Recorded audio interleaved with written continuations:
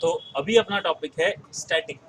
Static keyword या static member क्या होता है, देखो ध्यान से समझना। राइट, ये Java static keyword in Java is use for memory management mainly. Right, we can apply static keyword with variables, methods, blocks and nested classes.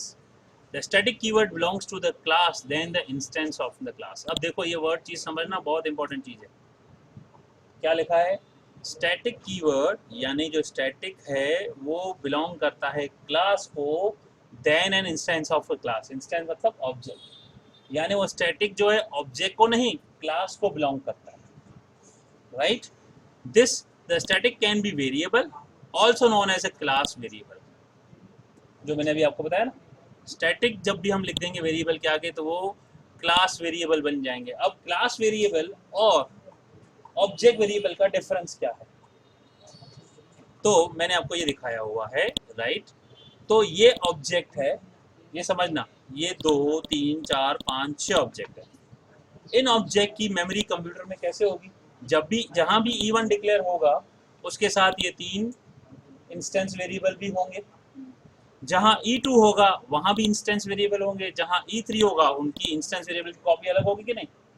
लेकिन ये स्टैटिक हो गया। स्टैटिक वेरिएबल जो है ये मेमोरी सिंगल मेमोरी होती है जो सारे के सारे ऑब्जेक्ट शेयर करते हैं शेयर्ड मेमोरी। वो क्लास वेरिएबल है, हर एक ऑब्जेक्ट उस मेमोरी को एक्सेस कर सकता है।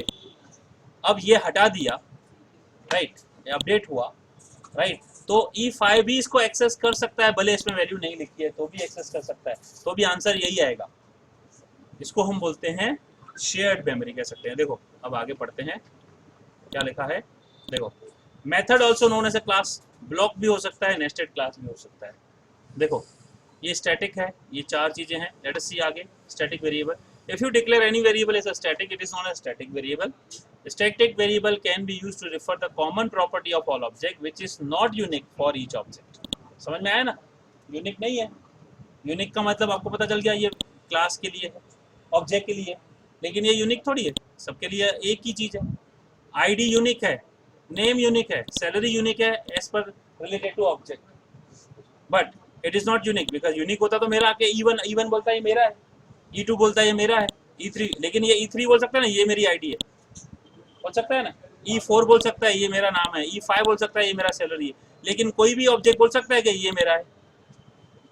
राइट, सिंपल चीज है। तो this is not a unique for each object. Okay, for example the company name of employee, college name of students, right etcetera, ये अभी आपको बताया जैसे उनके यूनिक है।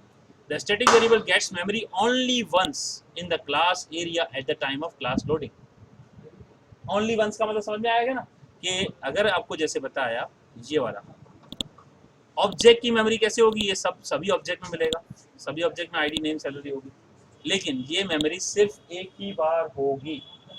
जो क्लास डिक्लेयर होगा उसी समय एक ही बार होगी। Now what's the advantages? It makes your program memory efficient, it saves memory. Understanding the problem without stating, देखो ये क्या चीज है। Class student integer roll number string name, suppose there are 500 students in my college. Now all instance data members will give memory, get memory each time when object is created. All student have its unique roll number name, right? So instance data member go in the case here college refer to the common property. College common है, सबका college common है ना, ठीक है ना। तो क्या होगा, if you make static this one will be memory once। तो अगर आपने इधर static लगा दिया तो क्या होगा कि आप मल्टीप्लाई करो स्ट्रिंग को 500 से, तो कितनी मेमोरी बच जाएगी? क्योंकि पता है कि सारे स्टूडेंट एक ही कॉलेज के हैं, तो हर स्टूडेंट में कॉलेज का नाम क्यों ले हम, उसकी मेमोरी एक ही ब्लॉक क्यों ना लिया जाए, उसके आगे स्टैटिक क्यों ना लगाया जाए। पता है कि जब एक ही आने वाला है तो उसको स्टैटिक लगा दिया जाए, बात ही खत्म, और कंस्ट्रक्टर में डाल दो, तो सबके आगे आपका कॉलेज का नाम एक ही रेफरेंस से आता रहेगा, एक ही रेफरेंस से आता रहेगा। That is the benefit of static memory. Right, now अब देखो Java static property shared to all object, ये भी बताया शेयर्ड है। देखो यहाँ पे क्या लिखा है, रोल नंबर नेम, और ये कॉलेज के आगे स्टैटिक लग गया, देखो स्टैटिक लगाया ना। नाउ सी दिस थिंग, यहाँ पे ये आपने ले लिया कंस्ट्रक्टर। अब देखो 2 ऑब्जेक्ट बनाए, ये देखो स्टूडेंट, ये करण और आर्यन, रोल नंबर डाल दिया। अब देखो ध्यान से डिस्प्ले किया है, अब डिस्प्ले में क्या लिखा है, डिस्प्ले में आप ध्यान से देखोगे, डिस्प्ले का यहाँ पे फंक्शन, इसमें कॉलेज का नाम भी लिखा है। अब जब कॉलेज का नाम यहाँ पे डायरेक्टली इनिशियलाइज कर दिया है, क्या ITS, ये स्टैटिक वेरिएबल है, राइट, यहाँ लिख ही दिया है, तो सब में ITS अपने आप ही आ जाएगा। ओके, देखो अब ये देखो ध्यान से, ये क्या हो रहा है, ये समझने वाली चीज़ है। ये S1 S2 दो रेफरेंस है, ये हीप मेमोरी है, लेकिन ये स्टैटिक मेमोरी का देखो यहाँ से दिया जा रहा है, दोनों के दोनों एक को रेफर कर रहे हैं, तो ये दो मेमोरी है। अब ये कॉलेज अगर इधर होता, नॉन स्टैटिक होता, तो क्या होता, ये एक तीसरी फील्ड आती कॉलेज ITS, यहाँ भी तीसरी फील्ड आती college is equal to ITS, तो रिपीटेशन हुआ कि नहीं? रिपीटेटिव चीज का मतलब क्या हुआ? डुप्लीकेशन, तो डेटा रिडंडेंट हुआ, तो रिडंडेंसी हमें नहीं करनी है, हमें डुप्लीकेशन नहीं करना है, तो जो डुप्लीकेट होता है बार बार उसको ले लो स्टैटिक में, बाहर ले लो अलग ही, राइट, तो वो क्या होगा, शेयर्ड मेमोरी हो जाएगी टू एवरी ऑब्जेक्ट, वो सारे के सारे उसको एक्सेस कर सकते हैं। Now program of the counter without static variable, अब देखो एक काउंटर वेरिएबल है,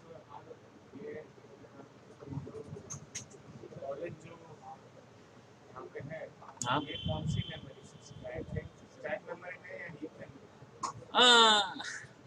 देखो अगेन, क्लास कब बनती है,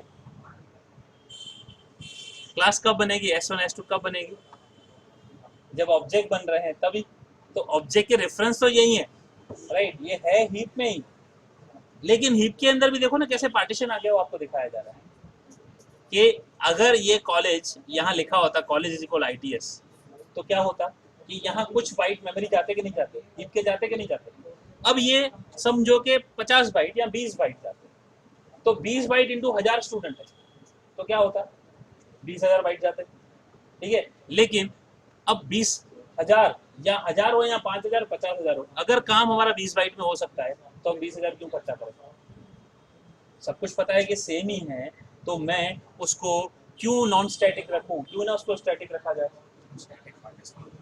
नहीं हीप मेमोरी में ही है, हाँ, लेकिन उसकी एक ही कॉपी है ना, उसकी कॉपी एक ही है, शेयर्ड बाय ऑल, कॉपी एक। अच्छा देखो इसका एक एग्जांपल देते हैं, चलो यहाँ पे एक एक्सेल खोलता हूँ, यहाँ पे एक नया एग्जांपल देता हूँ मैं आपको समझाने के लिए। चलो मुझे ये बताओ, एक नया फाइल खोल देते हैं, व्हाट हैपेंस यार, ये खोल क्यों नहीं रहा है, ठीक है, देखो ध्यान से, अब मैं यहाँ पे एक रैंडम नंबर ले रहा हूँ, रैंड बिटवीन 1000 से 5000, ओके, इसको राउंड कर देते हैं, ये रैंडम नंबर आ गए। अब सोचो ये सब लोग एक एक मेमोरी यूज कर रहे हैं कि नहीं कर रहे हैं, अब मुझे सबका 10% फाइंड करना है, 10% समझना, मैंने 10% लिखा, अब मैं इनको मल्टीप्लाई करूंगा, वो क्या रहा है, is equal to this multiply this, तो मैंने क्या किया, ये कॉपी किया, राइट, अब मुझे बताओ ये 10% यहाँ भी लिखा है, अब मैं सारे हटा दूं तो ये सब जीरो हो गया, तो क्या मैं इस 10% को सिंगल डिक्लेयर करके सबके साथ लिंक नहीं कर सकता हूँ, इतनी बार करूँ, तो मैं क्या करूँगा, इसको मल्टीप्लाई करूँगा इससे, लेकिन इसको स्टैटिक कर दूंगा, ये कर दूंगा स्टैटिक, लो भाई हो गया स्टैटिक, ये लो, अब देखो 10 नहीं 15%, 20%, 25%, तो कितनी मेमोरी यूज हुई, एक ही यूज हुई ना, तो वही चीज जावा में हो रही है, राइट, कि आपको ये कॉपी अलग अलग चाहिए, ये डेटा अलग अलग चाहिए, लेकिन ये तो एक ही चाहिए ना, मुझे इतने सारे ऑब्जेक्ट के लिए बार बार मैं 25% यहाँ लिखूँ यहाँ लिखूँ यहाँ लिखूँ यहाँ लिखूँ, ये मेमोरी वेस्ट हो रही है कि नहीं हो रही है ना, तो उसको वेस्ट ना करके एक ही कॉपी रखेंगे, राइट, और उसको हम बोलेंगे ये हमारा स्टैटिक मेमोरी है, ओके, दैट इज पर क्लास ओनली 1।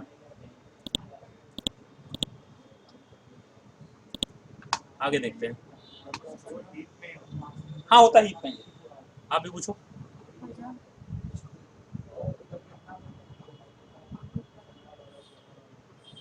अरे वो जब मैं क्लास में लिखा था कॉलेज इक्वल्स टू ITS, वो देखो, हाँ हाँ तो यहाँ पे है ना इनिशियलाइजेशन तो क्लास में हो गई है, बिल्कुल, ये जावा का है, जावा में ऐसा होता है, आप डिफॉल्ट कंस्ट्रक्टर नहीं, ये डिफॉल्ट वैल्यू आ गई ना बेटा, डिफॉल्ट कंस्ट्रक्टर हो गया ना एक तरफ से, तो कंस्ट्रक्टर तो बनाया नहीं है, नहीं बनाया है ना, तो डिफॉल्ट कंस्ट्रक्टर अपने आप आ जाता है ना, आप ऐसे भी दे ही सकते हो ना डिफॉल्ट वैल्यूज, लेकिन आपने पैरामीटराइज कंस्ट्रक्टर बनाना है तो कैसे बनाओगे, डिफॉल्ट, हमने इसलिए डिफॉल्ट बोला ना, क्या पढ़ा था, डिफॉल्ट कंस्ट्रक्टर अपने आप बन जाता है, जावा बनाता है, लेकिन पैरामीटराइज तो हम बनाते हैं ना, अच्छा मतलब वो ऑटोमेटिकली ये हाँ, वाला चीज कंस्ट्रक्टर में हाँ, ये कंस्ट्रक्टर में चला गया ना। आप नहीं लिखोगे तो बाय डिफॉल्ट ब्लैंक आएगा और 0 आएगा नंबर में।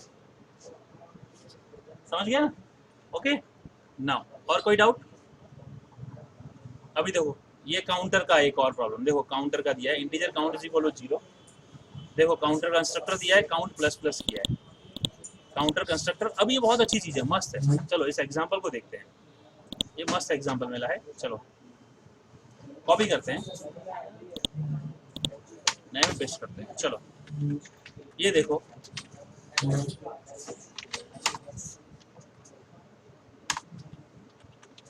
समझने की कोशिश करो क्या है कंस्ट्रक्टर जो है। राइट, काउंटर का हम यहाँ कंस्ट्रक्टर बना रहे हैं और काउंट प्लस प्लस कर रहे हैं।